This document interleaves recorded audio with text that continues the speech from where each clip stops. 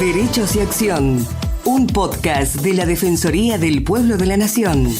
Producido y realizado íntegramente por el área de comunicación para compartir diferentes temas de interés general y del accionar de la institución. Conducen Estefanía González Isola y Fernando Almirón. El Centro de Implementación de Políticas Públicas para la Equidad y el Crecimiento, CIPEC, es una organización independiente, apartidaria y sin fines de lucro que produce conocimiento y ofrece recomendaciones para construir mejores políticas públicas.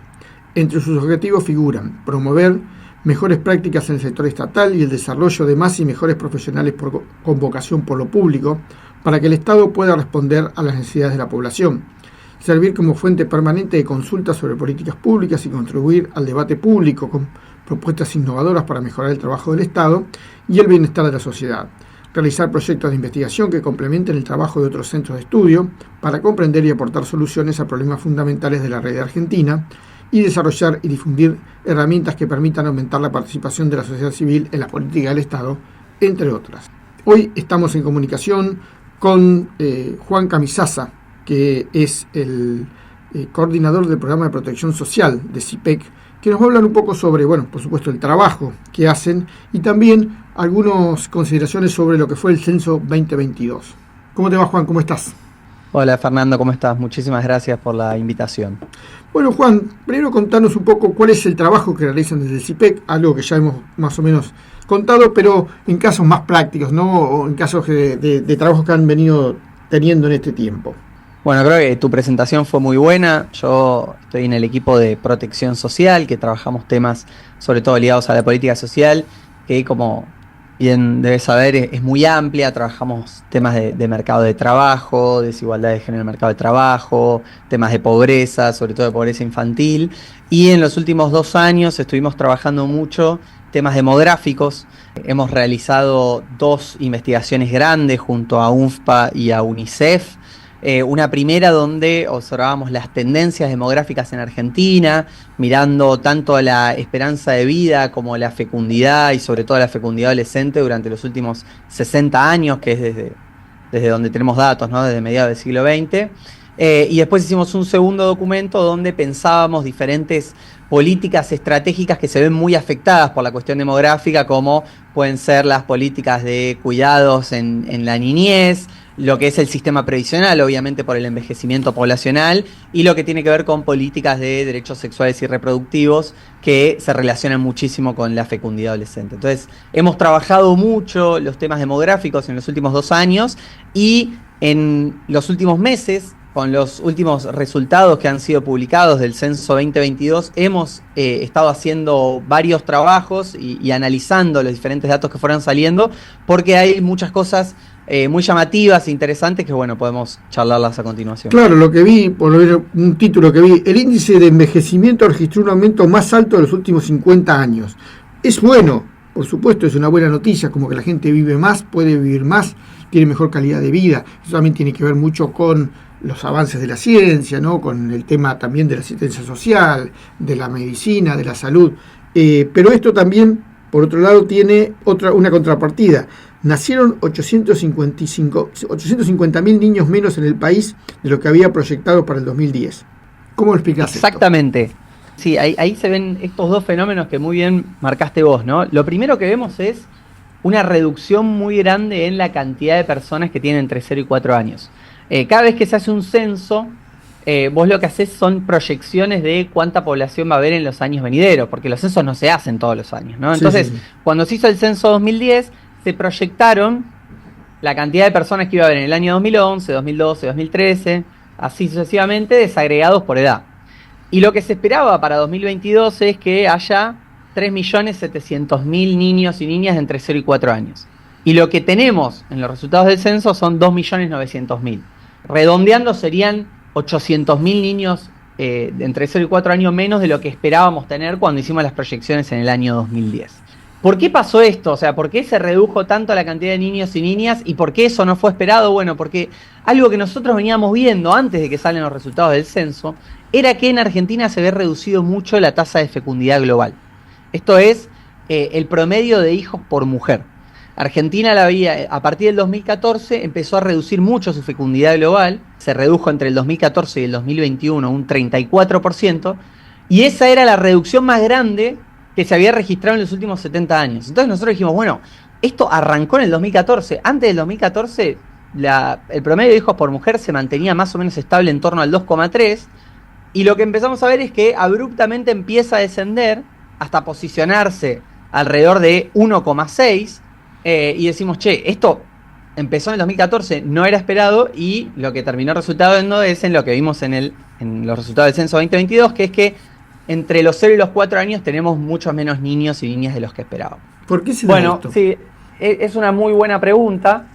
Ahí nosotros, al ser un fenómeno tan reciente, lo que hay son hipótesis, ¿no? Todavía estamos, digamos, desarrollando evaluaciones de impacto para ver efectivamente cuál es la causa y cuánto pesa cada causa, pero elegimos hablar como de dos tipos de causa que son interdependientes entre sí. La primera tiene que ver con cambios culturales, ¿no? Sobre todo a partir del 2014, 2015, empezaron a crecer mucho en Argentina los movimientos feministas, empezó a cambiar un poco diferentes ideas sobre la maternidad, la paternidad, la tenencia de hijos e hijas, y eso puede haber hecho que las personas decidan otros proyectos, además de tener hijos, entonces decidan no tenerlos o retrasar la edad a la cual se tienen los hijos, eso se vio mucho, o también reducir la cantidad de hijos que se tienen. Entonces, entre decidir no tenerlos, retrasar la tenencia de ese hijo o tener menos hijos, uno ve que se puede reducir la fecundidad. Por otro lado, otra causa muy importante tiene que ver con el acceso a derechos sexuales y reproductivos. Y acá me estoy refiriendo a educación sexual integral, métodos anticonceptivos. A partir del 2014, estas políticas se profundizan mucho en Argentina. Tenemos lo que son los implantes subdérmicos, que sobre todo son usados en mujeres jóvenes y adolescentes, la educación sexual integral, el plan de prevención del embarazo no intencional en la adolescencia, el plan ENIA, que es del 2017, la educación sexual integral del 2006, pero se empieza a implementar con mucha más fuerza durante la última década.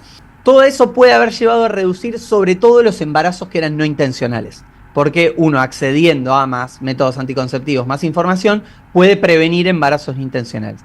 Con estas dos causas, quizás la primera más ligada a embarazos intencionales y la segunda más ligada a embarazos no intencionales, uno puede entender por qué se redujo tanto la fecundidad. ¿Y por qué decimos que son interdependientes? Bueno, porque muy probablemente si no hubiese habido un auge del feminismo, estas políticas de salud sexual y reproductiva no se hubiesen profundizado tanto, ¿no? Y una cosita que yo quería agregar que es muy importante es que donde más vemos que se reducen los nacimientos es en adolescentes. Y esto es una excelente noticia, porque la gran mayoría de los embarazos en la adolescencia son no intencionales, en lo que son niñas o adolescentes más jóvenes, muchas veces producto de abusos, y además también es una de las principales causas del abandono escolar. Claro. Las madres, sobre todo para cuidar de esos hijos e hijas, y los padres para salir al mercado laboral, pero lo que vemos es que esos embarazos no intencionales en la adolescencia penalizan mucho las trayectorias educativas y laborales de los jóvenes. Entonces, esta reducción que fue del 59% entre el 2014 y el 2021, o sea, la tasa de fecundidad adolescente bajó un 59%, es una muy buena noticia y tiene mucho que ver con estas cuestiones que hablábamos, ¿no? Juan, pasemos ahora al tema envejecimiento de la población. Dice, se mide con un índice que calcula la cantidad de mayores de 65 años por cada 100 habitantes. ¿Y cómo fueron estos registros?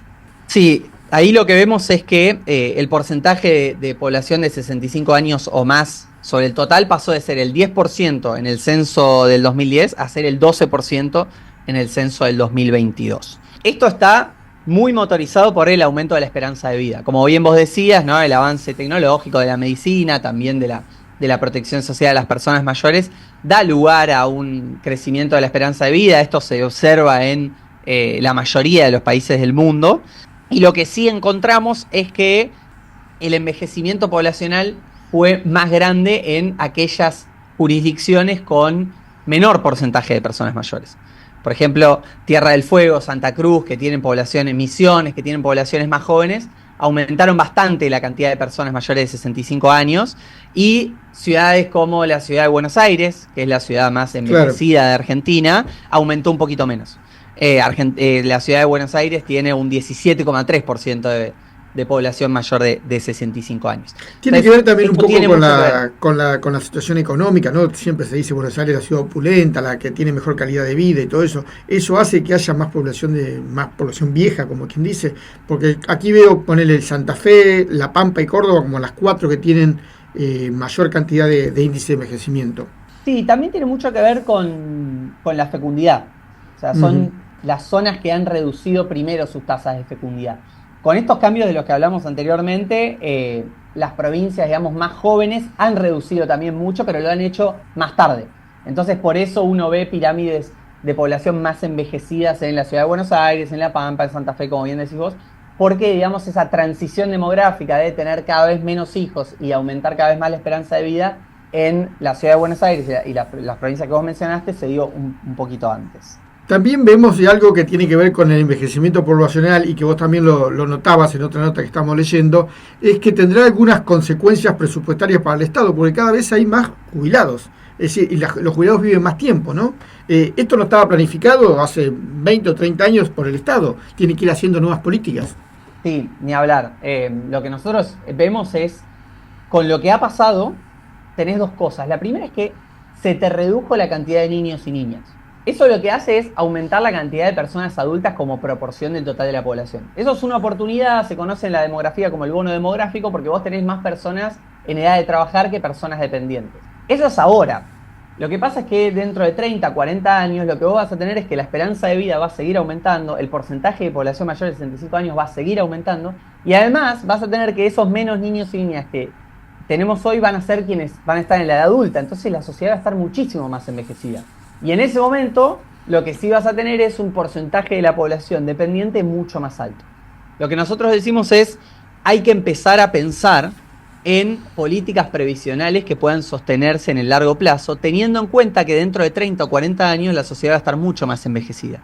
Y eso es un tema que nosotros intentamos poner en la agenda y valoramos mucho, por ejemplo, esta entrevista, porque la demografía muchas veces es dejada de lado a la hora de pensar la política pública, pero cuando uno ve este tipo de cosas, como bien vos decís, ¿no? El sistema previsional, decís, che, pará, está tremendamente afectado por la cuestión demográfica. Entonces, uno tiene que empezar a pensar desde hoy cómo consolidar un sistema previsional sostenible para lo que se viene dentro de 30 o 40 años, que va a ser una sociedad muchísimo más envejecida, ¿no? No, y además también hasta hay una necesidad de la gente de seguir trabajando, ¿no? Que por supuesto que está en su derecho de jubilarse a los 60 o 65 años, pero también hay mucha gente que llega a esa edad y quiere seguir trabajando, y tener la posibilidad de poder seguir, sea también una forma de seguir en actividad, ¿no? Porque muchas veces hoy con la esperanza de vida, mira, estaba leyendo que por lo menos franjas etarias de 90 a 94 años, de 95 a 100 años, fueron las que hicieron el crecimiento más alto. Es decir que se va, como que dice, estirando la esperanza de vida bastantes años. Sí, sí, absolutamente. De hecho, un dato que yo te quería dar, y ahora me sirve perfecto lo que acabas de decir para dártelo, es que entre el censo 2010 y el censo 2022, la cantidad de personas entre 95 y 99 años aumentó en un 105%. O sea, hoy tenemos más del doble de personas entre 95 y 99 años que las que teníamos en el 2010. Eso te habla obviamente de esto, ¿no? De que la esperanza de vida se está alargando y todo lo que eso va a conllevar en el futuro. Bueno, un mito que se cayó es que en la Argentina hay más mujeres que hombres, 52 a 48. Sí, ahí, bueno, obviamente eso tiene que ver con la esperanza de vida, pero sabés que hay un dato muy interesante, que es que nacen más varones que mujeres. Ah, sí, mirá vos. Sí, o sea, obviamente es estadísticamente significativa la diferencia, es pequeña, pero nacen siempre un poquito más de varones que de mujeres. Eso es una cuestión que se replica en todo el mundo, digamos, una cuestión del Homo sapiens. Pero bueno, obviamente a medida que van pasando los años, las mujeres tienen una esperanza de vida bastante más claro, larga que la del varón, por eso tenemos muchas más mujeres. Otro dato más que es interesante, dice: el crecimiento poblacional más alto de los últimos 12 años se registró en la Patagonia, la región más despoblada del país. Eso también es muy importante, ¿no? Sí, así como yo te comentaba que el envejecimiento fue más grande en las provincias más jóvenes, también lo que tenés es que el crecimiento poblacional fue muy grande en provincias con un bajo nivel de población, como puede ser Tierra del Fuego, Neuquén, las provincias del sur, y eso tiene mucho que ver con nuevas oportunidades económicas en esas regiones y el crecimiento también de ciudades intermedias.